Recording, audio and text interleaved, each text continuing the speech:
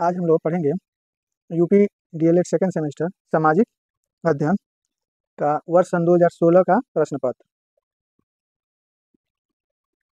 अजंता में गुफाओं की संख्या है, इसका सही आंसर हो जाएगा 30। अजंता में गुफाओं की संख्या 30 है। अजंता की गुफाओं की 1993 से यूनेस्को के जरिए विश्व धरोहर स्थल घोषित किया गया है। अजंता की गुफाएं महाराष्ट्र राज्य में स्थित हैं और यह बौद्ध धर्म से संबंधित हैं। बिंदु की मृत्यु के समय अशोक किस स्थान का वायसराय था?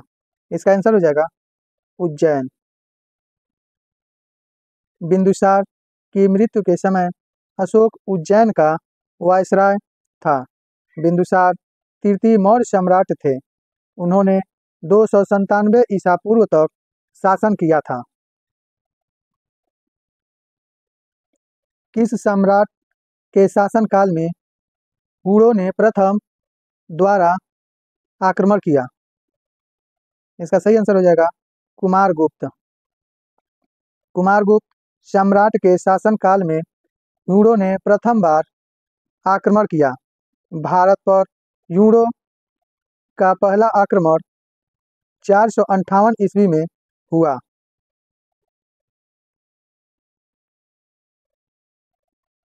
सबसे पहले भारत आया, इसका सही आंसर हो जाएगा मेगास्थनीज। भारत आने वाला पहला यात्री फाहयान 405 से 411 ईस्वी था। यह भारत चंद्रगुप्त द्वितीय के शासनकाल में भारत आया था, जबकि वेनसांग 630 से 645 ईस्वी में भारत हर्षवर्धन के शासनकाल में आया था। इब्न बतूता 1337 ईस्वी यह एक अरबी यात्री था। इसकी प्रसिद्ध पुस्तक रेहला थी। मेगास्थनीज यूनान एक राजदूत था जो समुद्रगुप्त मौर्य के दरबार में आया था। इसने इंडिका नामक पुस्तक लिखी। प्रश्न के विकल्प में विसंगति होने के कारण कोई उचित विकल्प सही नहीं है। हर्षचरित के रचयिता थे, इसका आंसर हो जाएगा बाणभट्ट। हर्षचरित के रचयिता बाणभट्ट थे। हर्षचरित कन्नौज के शासक हर्षवर्धन की जीवनी है, जिसकी रचना उनके दरबारी कवि बाणभट्ट ने संस्कृत में की थी। तराई का प्रथम युद्ध हुआ, इसका सही आंसर हो जाएगा 1191 ईस्वी में। तराइन का प्रथम 1191 ईस्वी में पृथ्वीराज चौहान और मोहम्मद गौरी के बीच हुआ, जिसमें मोहम्मद गौरी की विजयी हुई। पाल वंश की स्थापना की, इसका सही आंसर हो जाएगा गोपाल ने।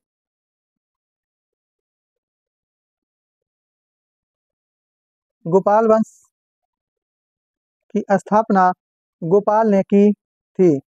राजा गोपाल ही पाल वंश के पहले सम्राट बने।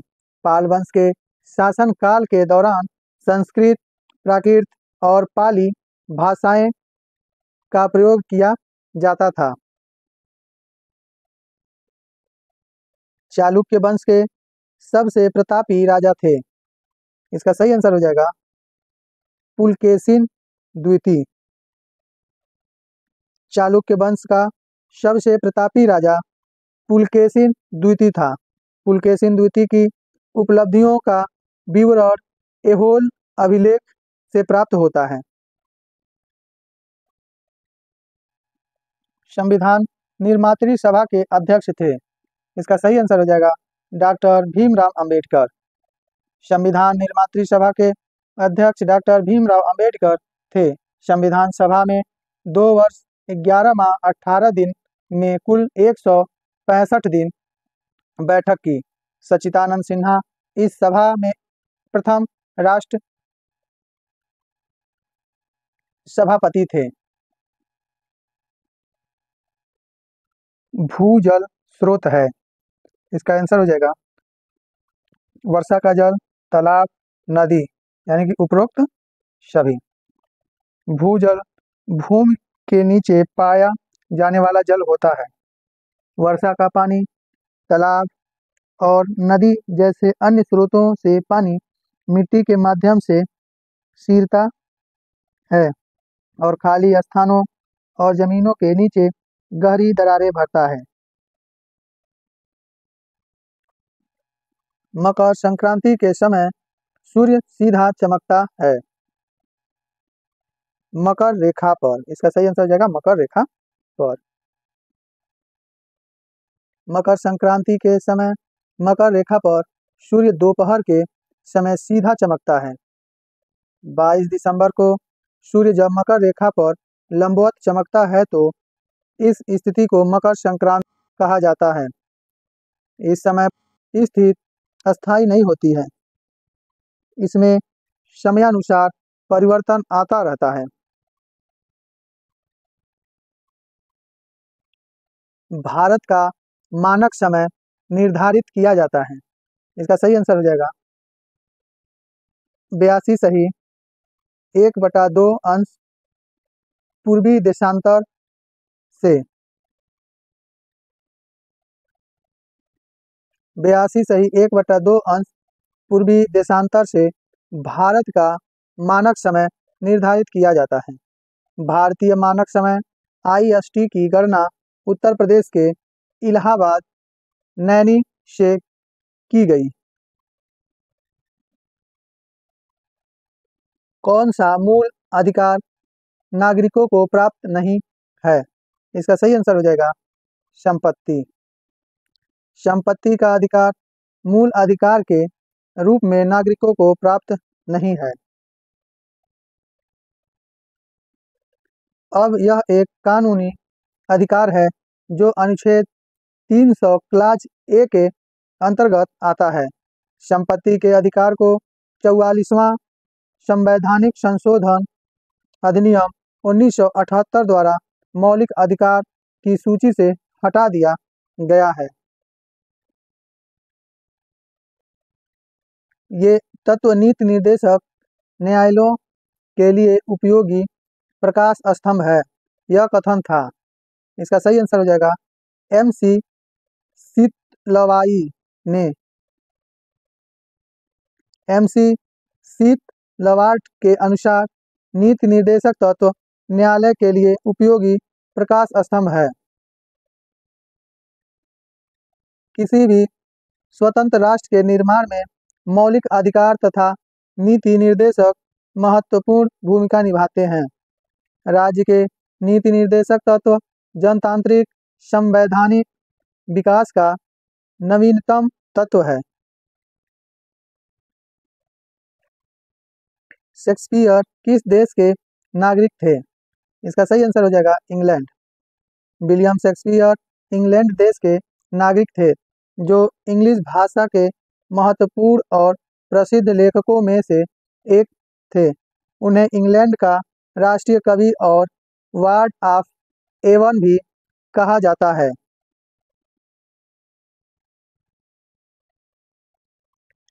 कालिदास के 2 ग्रंथों के नाम लिखिए। इसका आंसर हो जाएगा कालिदास के 2 ग्रंथों के नाम निम्नलिखित हैं। पहला अभिज्ञान शाकुंतलम, दूसरा रघुवंश महाकाव्य। गुप्तकालीन चित्रकला के 2 केंद्रों के नाम लिखिए। इसका उत्तर हो जाएगा गुप्तकालीन चित्रकला के 2 केंद्र निम्नलिखित हैं। मथुरा, सारनाथ। गुप्तकालीन चित्रकला की विशेषताएं हैं कि इन मूर्तियों में भद्रता तथा शालीनता, सरलता आध्यात्मिकता के भावों की अभिव्यक्ति, अनुशीलता आदि गुणों के कारण यह मूर्तियाँ एकदम स्वाभाविक लगती हैं। इस काल में भारतीय कलाकारों ने अपनी एक विशिष्ट मौलिक एवं राष्ट्रीय शैली का सृजन किया था। राजपूतों की उत्पत्ति से संबंधित दो सिद्धांतों का नामोल्लेख कीजिए। राजपूतों की उत्पत्ति से संबंधित दो सिद्धांत निम्नलिखित हैं। उत्पत्ति के अग्निकुंड सिद्धांत के अनुसार राजपूतों माउंट आबू में गुरु, शिखर में ऋषि वशिष्ठ द्वारा किए गए यज्ञ का परिणाम थे। उत्पत्ति का क्षत्रिय सिद्धांतों के अनुसार राजपूतों को उनके वंश के आधार पर सूर्यवंशी और चंद्रवंशी के रूप में विभाजित करता है, जिसका पता वे सूर्य और चंद्रमा से लगाते हैं। भोज किस वंश के राजा थे? इसका उत्तर हो जाएगा राजा भोज परमार वंश के राजा थे, जो कि एक भारतीय राजा थे। उन्होंने 11वीं सदी में मालवा पर राज किया था। वह एक वीर और ताकतवर राजा थे। इनका राज्य मध्य भारत में मालवा क्षेत्र के आसपास केंद्रित था, जिसकी राजधानी धारनगर स्थित थी। राजा भोज ने भोजपाल नगर के पास ही एक समुद्र के समान विशाल तालाब का निर्माण कराया था, जो पूर्व और दक्षिण में भोजपुर में विशाल शिव मंदिर तक जाता था। गीत गोविंद किसकी प्रसिद्ध रचना है? इसका उत्तर हो जाएगा गीत गोविंद जयदेव की प्रसिद्ध रचना है। जयदेव उत्कल राज्य यानी उड़ीसा के गजपति राजाओं के समकालीन थे। गीत गोविंद को श्रीमद् भागवत के बाद राधा कृष्ण की लीला की अनुपम साहित्य अभिव्यक्ति माना गया है। गीत गोविंद में श्री कृष्ण की गोपियों के साथ रास लीला, राधा विषाद वर्णन, कृष्ण के लिए व्याकुलता का वर्णन है। खजुराहो मंदिर का निर्माण किन राजाओं ने कराया? इसका उत्तर हो जाएगा चंदेल राजाओं द्वारा खजुराहो मंदिर का निर्माण कराया गया।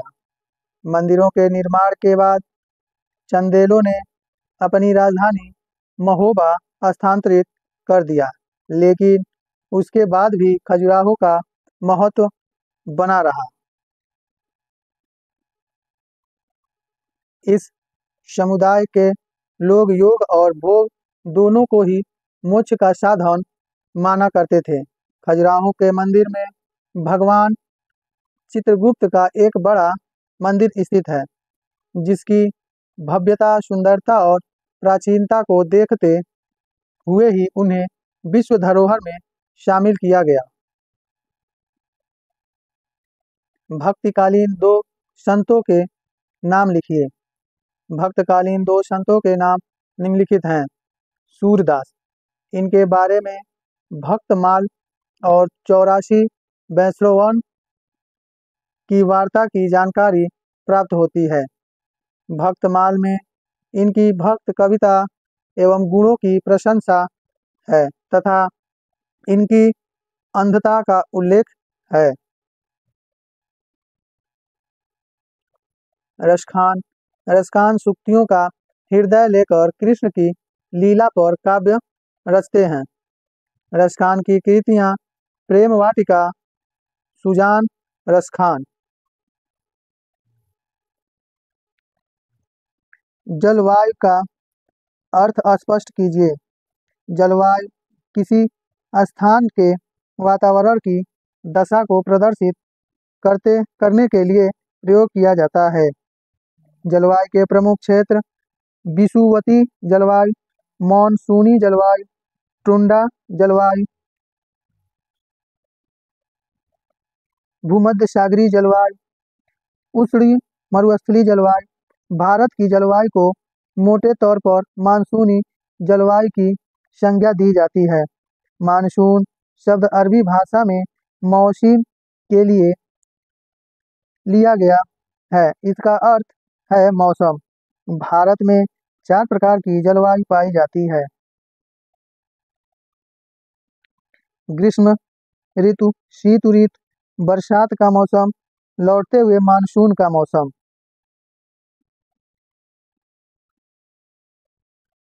भारत के संविधान में कितने अनुच्छेद हैं? संविधान भारत का सर्वोच्च कानून है। यह एक दस्तावेज है जो राजनीतिक संरचनाओं, शक्तियों और सरकार के कर्तव्यों के लिए कानून प्रदान करता है।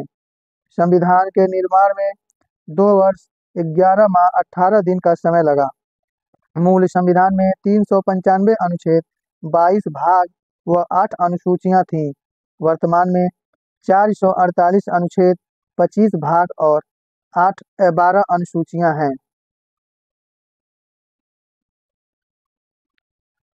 स्वतंत्रता के अधिकार के अंतर्गत आने वाली 2 स्वतंत्रताओं का उल्लेख कीजिए। स्वतंत्रता का अधिकार अनुच्छेद 19 से 22 तक। यह अधिकार व्यक्ति को राज्य के हस्तक्षेप के बिना स्वतंत्र रूप से रहने और कार्य करने का अधिकार देता है।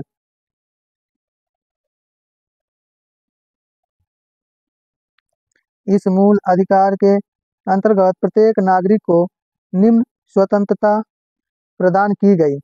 अनुच्छेद 19 वाक्य और अभिव्यक्ति की स्वतंत्रता का अधिकार। अनुच्छेद 20 अपराधों के लिए दोष सिद्ध के संबंध में संरक्षण। अनुच्छेद 21 जीवन और व्यक्तिगत स्वतंत्रता का अधिकार।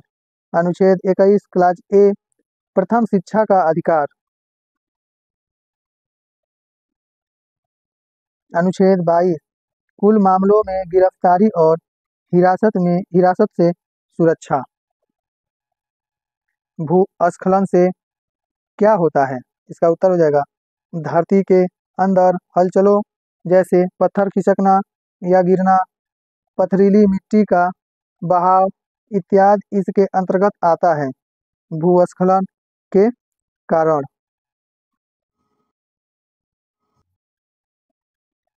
भारतीय सेना का सर्वोच्च सेनापति कौन होता है? इसका उत्तर हो जाएगा भारतीय सेना का सर्वोच्च सेनापति भारत का राष्ट्रपति होता है। प्रधानमंत्री की अध्यक्षता वाली केंद्र मंत्रिपरिषद की सलाह पर राष्ट्रपति युद्ध की घोषणा कर सकता है या शांति समाप्ति कर सकता है। जब सूर्य तथा चंद्रमा के बीच पृथ्वी आती है, कौन सा ग्रहण लगता है? इसका उत्तर हो जाएगा चंद्र ग्रहण। जब सूर्य तथा चंद्रमा के बीच पृथ्वी आती है तो चंद्र ग्रहण होता है। चंद्र ग्रहण पूर्णिमा के दिन होता है। सूर्य ग्रहण जब सूर्य और पृथ्वी के मध्य चंद्रमा आ जाता है तो इस घटना को सूर्य ग्रहण कहते हैं। इस दौरान चंद्रमा सूर्य की रोशनी को पृथ्वी की सतह पर पहुंचने से रोकता है। सूर्य ग्रहण की घटना आवस्यमा के दिन होता है। एक वर्ष में अधिकतम 5 सूर्य ग्रहण देखने को मिलते हैं। इस घटना के दौरान पृथ्वी से चंद्रमा की दूरी के आधार पर विभिन्न प्रकार के सूर्य ग्रहण को देखा जा सकता है। आंशिक सूर्य ग्रहण, वलयाकार सूर्य ग्रहण, संपूर्ण सूर्य ग्रहण, हाइब्रिड सूर्य ग्रहण। भारत चीन के बीच युद्ध कब हुआ था? इसका उत्तर हो जाएगा 20 अक्टूबर 1962 को चीन द्वारा अप्रत्याशित रूप से भारत पर हमला किया गया था, जिसे 1962 के चीनी भारत युद्ध के नाम से जाना जाता है। इस युद्ध के दौरान चीन की पीपुल्स लिबरेशन आर्मी द्वारा लद्दाख में मैकमोहन रेखा पर के पार भारत पर आक्रमण किया गया। चीन द्वारा युद्ध विराम सीज फायर की घोषणा के बाद 21 नवंबर 1962 को युद्ध समाप्त हुआ।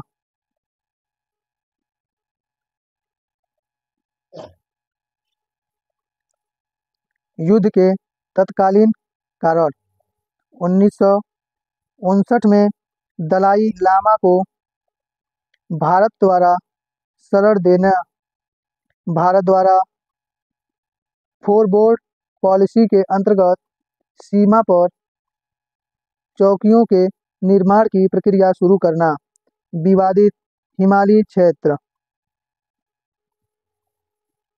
भारत किस गोलार्ध में स्थित है? इसका उत्तर हो जाएगा भारत उत्तर पूर्वी गोलार्ध के एशिया महाद्वीप में स्थित है। भारत एशिया का दूसरा सबसे बड़ा देश है। भारत का भौगोलिक क्षेत्र 32,87,263 वर्ग किमी है। भारत की वर्तमान जनसंख्या लगभग 141 करोड़ हो चुकी है। सिकंदर के आक्रमण का भारत पर क्या प्रभाव पड़ा? इसका उत्तर हो जाएगा सिकंदर के आक्रमण का भारत पर प्रभाव। सिकंदर की विश्व विजय की महत्वाकांक्षा ने उसे भारत विजय के लिए प्रेरित किया। सिकंदर के भारत अभियान ने प्राचीन यूरोप को प्राचीन भारत के निकट संपर्क में आने का अवसर प्रदान किया। सिकंदर के आक्रमण के परिणामस्वरूप भारत की छोटी छोटी रियासतें समाप्त हो गईं। कला के क्षेत्र में गंधार का भारत में विकास यूनानी प्रभाव का ही परिणाम है। भारत और यूनान के बीच विभिन्न देशों में प्रत्यक्ष संपर्क की स्थापना हुई। सिकंदर के भारत पर आक्रमण से राजनीतिक एकीकरण को प्रोत्साहन मिला, जिससे छोटे राज्य बड़े राज्यों में विलीन हो गया। व्यापार के क्षेत्र में पश्चिम के देशों के साथ जलमार्गों का पता चला, जिनका कालांतर में व्यापार का अनुकूलन प्रभाव पड़ा। यूनानियों की मुद्रण निर्माण कला का प्रभाव भारतीय मुद्रा कला पर पड़ा। सिकंदर के आक्रमण से तिथिवार इतिहास को प्रस्तुत करने में मदद प्राप्त हुई।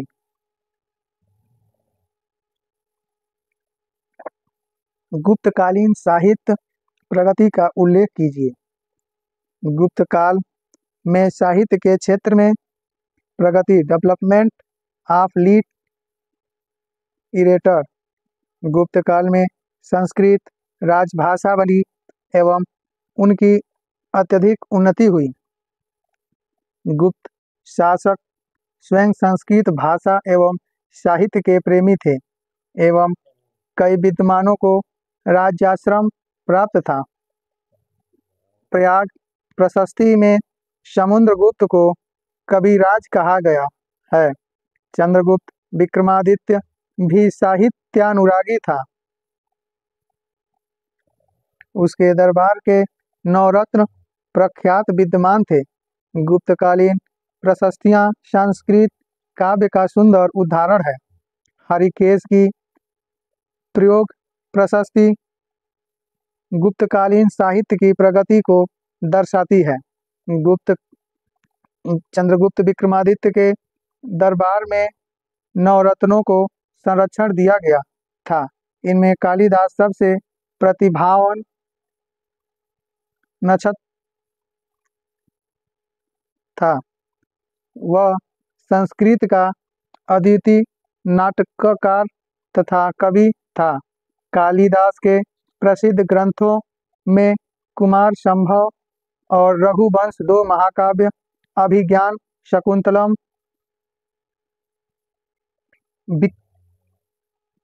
विक्रमोर्वशीयम, मालविकाग्निमित्र तीन नाटक, मेघदूत और ऋतुसंहार दो गीत काव्य हैं। विशायदत्त के मुद्रा राक्षस और देवी चंद्रगुप्तम नाटक प्रसिद्ध हैं। पंचतंत्र मूत्र ग्रंथ विष्णु शर्मा द्वारा लिखा गया है।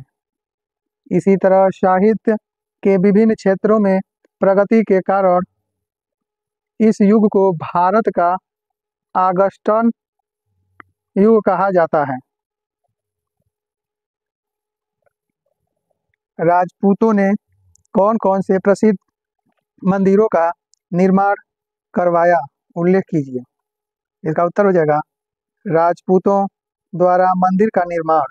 राजपूतों ने भारत में अपने शासनकाल में कई प्रसिद्ध मंदिरों का निर्माण कराया था।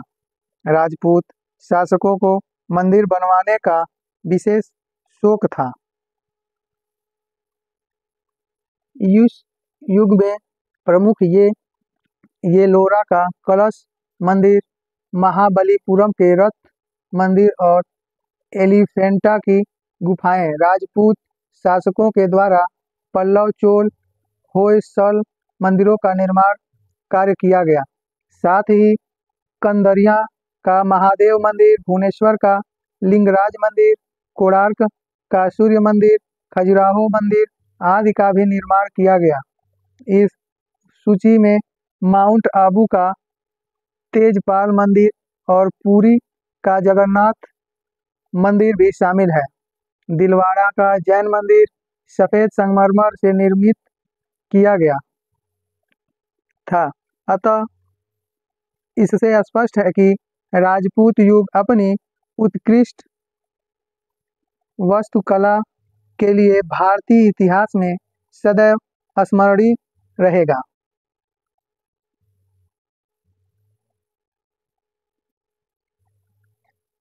सल्तनत काल की 4 प्रसिद्ध इमारतों के नाम लिखिए। इसका उत्तर हो जाएगा सल्तनत काल की प्रमुख इमारतें 2.5 दिन का झोपड़ा, अलाई दरवाजा, कुतुब मीनार, कुतुब उल इस्लाम मस्जिद, हजरत निजामुद्दीन औलिया का मकबरा, तुगलकाबाद का किला। राष्ट्रकूट कौन थे? इसके उपलब्धियों का वर्णन कीजिए। इसका उत्तर हो जाएगा राष्ट्रकूट कन्नड़ मूल के थे और इनकी मातृभाषा कन्नड़ थी। राष्ट्रकूट वंश की स्थापना 8वीं सदी में दंतिदुर्ग द्वारा की गई थी। इसकी राजधानी मान्यखेट थी। कृष्ण प्रथम राष्ट्रकूट राजवंश का एक महान शासक था। इसने अपने पराक्रम के बल पर उत्तराधिकार में प्राप्त हुए राजकूट राज्य की सीमा को लगभग 3 गुना विस्तृत कर दिया। उपलब्धियां: राष्ट्रकूटों के शासन के दौरान जैन गणितज्ञों और विद्वानों के कन्नड़ और संस्कृत में महत्वपूर्ण कार्यों में योगदान दिया। इस राजवंश के सबसे प्रसिद्ध राजा अमोधवर्ष प्रथम ने कविराज मार्ग लिया, जो कन्नड़ भाषा में एक ऐतिहासिक साहित्यिक कृति है। वास्तुकाल द्रविड़ शैली में 1 मील के पत्थर तक पहुंच गई, जिसका सबसे अच्छा उदाहरण आधुनिक महाराष्ट्र के एलोरा में कैलाश नाथ मंदिर में देखा जाता है। एलोरा में 34 शैलकृत गुफाएं हैं।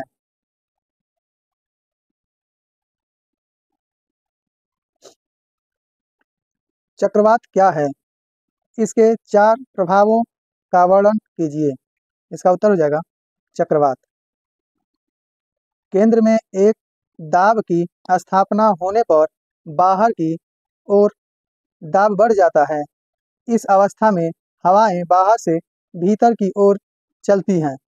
इसे ही चक्रवात कहा जाता है। चक्रवात एक भयानक तूफान होता है जिसकी गति 119 किलोमीटर प्रति घंटे से अधिक होता है।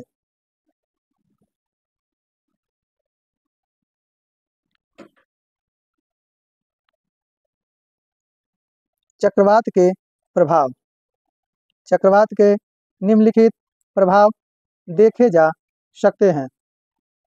यह घरों, इमारतों और बुनियादी ढांचों को नुकसान पहुंचा सकता है। यह परिवहन, बिजली और संचार सेवाओं को बाधित कर सकता है। इससे बाढ़ और भूस्खलन हो सकता है।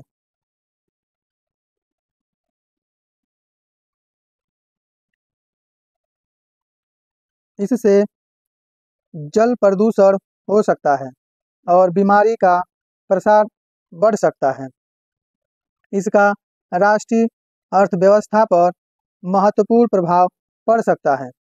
यह आजीविका को प्रभावित कर सकता है और आपूर्ति श्रृंखलाओं को बाधित कर सकता है।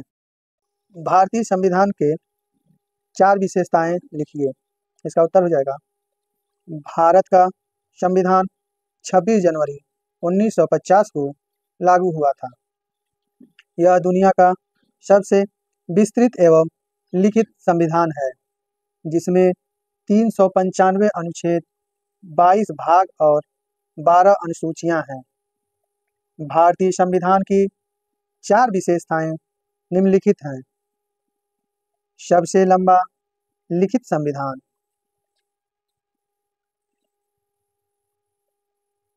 भारत के संविधान को दुनिया का अब तक का सबसे लंबा और विस्तृत संवैधानिक दस्तावेज होने का गौरव प्राप्त है। यह बहुत ही व्यापक और विस्तृत दस्तावेज है। इसका कारण 1935 में भारत सरकार अधिनियम का प्रभाव है। मौलिक अधिकार, भारतीय संविधान का भाग 3 सभी नागरिकों को 6 मौलिक अधिकारों की गारंटी देता है।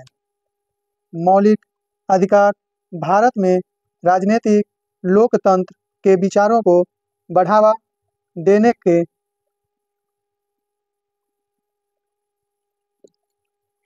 लिए है। मौलिक अधिकार प्राकृतिक में न्याय संगत है, अर्थात उनको कोई छीन नहीं सकता है। मौलिक कर्तव्य, मूल संविधान में नागरिकों के मौलिक कर्तव्यों का प्रावधान नहीं था। स्वर्ण सिंह समिति की सिफारिश पर 1976 में 12वें संशोधन अधिनियम द्वारा मौलिक कर्तव्यों को हमारे संविधान में जोड़ा गया था। संविधान में कुल 11 मौलिक कर्तव्यों को उल्लेख किया गया है।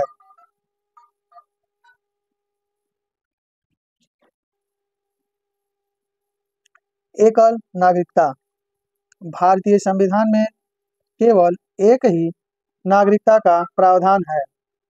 एकल नागरिकता ने निसंदेह भारत के लोगों में एकता की भावना पैदा की है। दिन रात होने के कारणों पर प्रकाश डालिए। इसका उत्तर हो जाएगा, दिन रात होने के कारण, दिन और रात होने का कारण है पृथ्वी पर अपनी अक्ष पर घूर्णन गति करना, अर्थात पृथ्वी खुद का चक्कर लगाती है, जिसके वजह से दिन और रात होते हैं।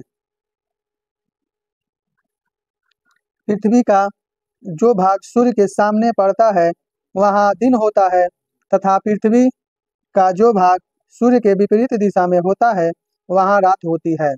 पृथ्वी अपने अक्ष पर पश्चिम से पूरब की ओर घूमती है। इसे दैनिक गति कहते हैं। एक घूर्णन पूरा करने में पृथ्वी 23 घंटे 56 मिनट 4.09 सेकेंड का समय लेती है। संक्षेप में हम कह सकते हैं कि पृथ्वी की दैनिक गति के वजह से दिन और रात होते हैं।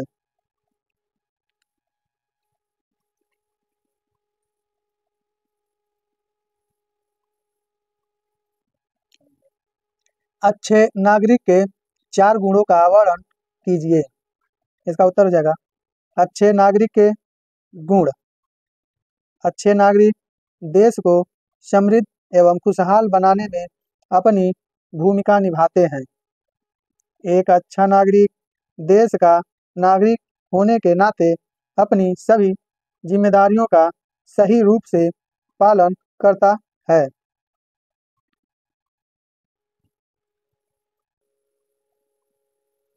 अच्छा नागरिक स्वच्छता व पर्यावरण के प्रति सचेत रहता है और पर्यावरण को प्रदूषित होने से बचाता है। एक अच्छा नागरिक देशद्रोही नहीं होता है, वह न ही करों की चोरी करता है।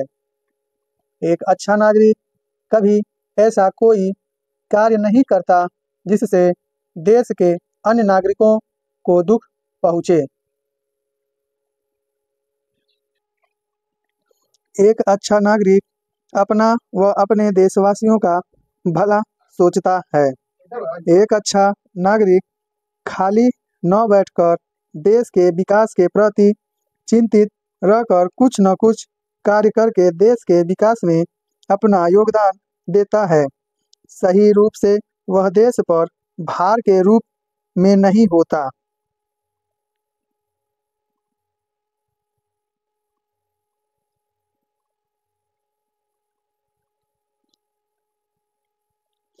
वनों से होने वाले लाभ बताएं।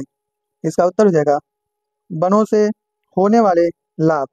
वनों से होने वाले लाभ निम्नलिखित हैं। पहला, भोजन। वन से भोजन के लिए कंदमूल, फल फूल की प्राप्ति होती है, जो कई आदिम जातियों के लिए आज भी भोजन प्राप्त का एकमात्र साधन है।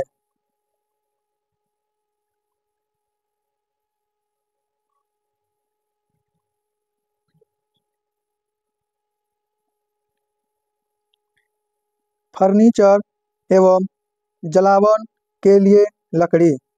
वनों से हमें प्रतिवर्ष 4000 से अधिक प्रकार की लकड़ी प्राप्त होती है, जिसमें 500 से अधिक मूल्यवान लकड़ियां हैं, जैसे सखुआ, सागौन, शीशम, देवदार, चंदन इत्यादि। इससे हमें ईंधन या जलावन की लकड़ी भी प्रचुर मात्रा में प्राप्त होती है। पशुओं के लिए चारा। वनों में चरने वाले पशुओं को वनों से चारा प्राप्त होता है।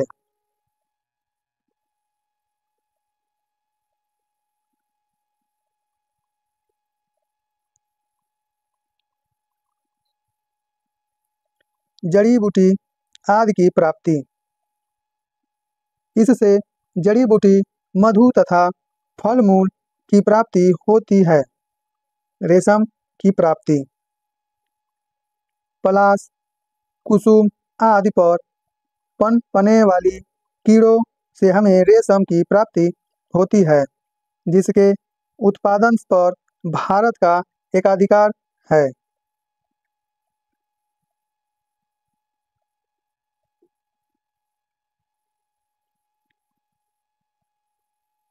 लोगों के आजीविका का साधन। लकड़ी काटने, ढोने, सामान तैयार करने आदि से बहुत से लोगों को आजीविका का साधन मिल जाता है। उद्योगों के लिए कच्चा माल, कागज, दिया सलाई, कत्था, रबर, कृत्रिम रेशम, बीड़ी इत्यादि विभिन्न उद्योग धंधों के लिए कच्चा माल मिलता है। अगर ये वीडियो आप लोगों को अच्छा लगा हो तो लाइक करें, सब्सक्राइब करें और अपने दोस्तों में शेयर करें। धन्यवाद।